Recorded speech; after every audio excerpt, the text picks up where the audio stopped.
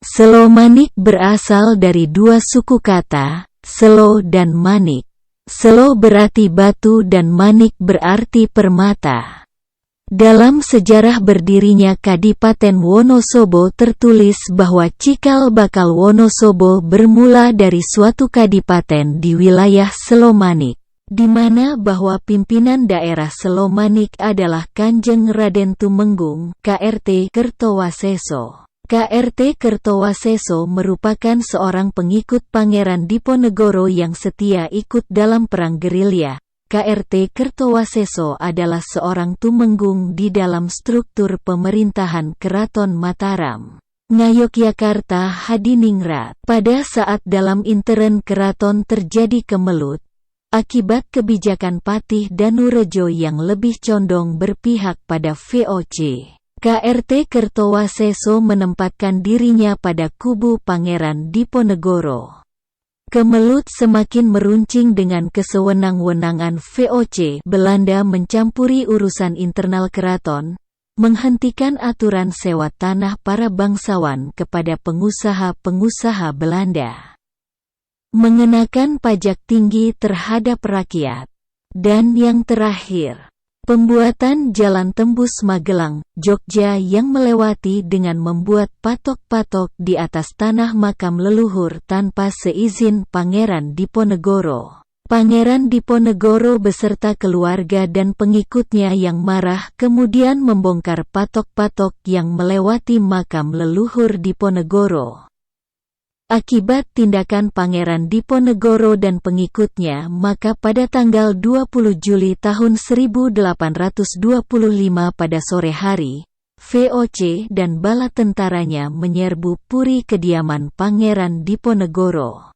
Maka terjadilah peperangan di kompleks sekitar puri. Sang pangeran beserta prajurit-prajuritnya yang setia berhasil meloloskan diri dari blokade tentara Belanda. Setelah menyusun kekuatan dari Goa Selarong, Pangeran Diponegoro segera memerintahkan para pengikutnya, terutama para pangeran yang mahir dan mengetahui ilmu berperang, untuk menyebar ke seluruh pedalaman Jawa. Tujuannya untuk menghimpun kekuatan dan menggalang dukungan dari para ulama kiai di seluruh Jawa agar bangkit melawan kezaliman Belanda, termasuk diantaranya kepada KRT Kertowaseso. Pangeran Diponegoro memerintahkan kepada KRT Kertowaseso untuk menghubungi Kiai Alwi atau Ali sahabatnya.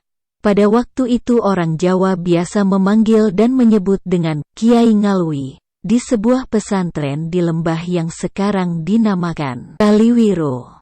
Kiai Alwi adalah seorang ulama yang diperkirakan berasal dari daerah Jawa Timur. Beliau datang untuk berdakwah, mengajarkan dan menyebarkan agama Islam di daerah ini. Mengenai latar belakang beliau, tidak bisa diketahui secara pasti, karena memang sangat sedikit, bahkan bisa dikatakan tidak ada sejarah dan literatur yang mengetahui latar belakang sejarah Kiai Alwi. Singkat cerita, KRT Kertowaseso berangkat menghubungi Kiai Alwi untuk memberitahukan seruan Diponegoro. Sampai di pesantren Kiai Alwi, KRT Kertowaseso mendapat dukungan untuk menghimpun dan membentuk laskar perang yang terdiri dari santri-santri Kiai Alwi. Laskar-laskar ini sangat penting dan strategis untuk menunjang perang semesta rakyat Jawa.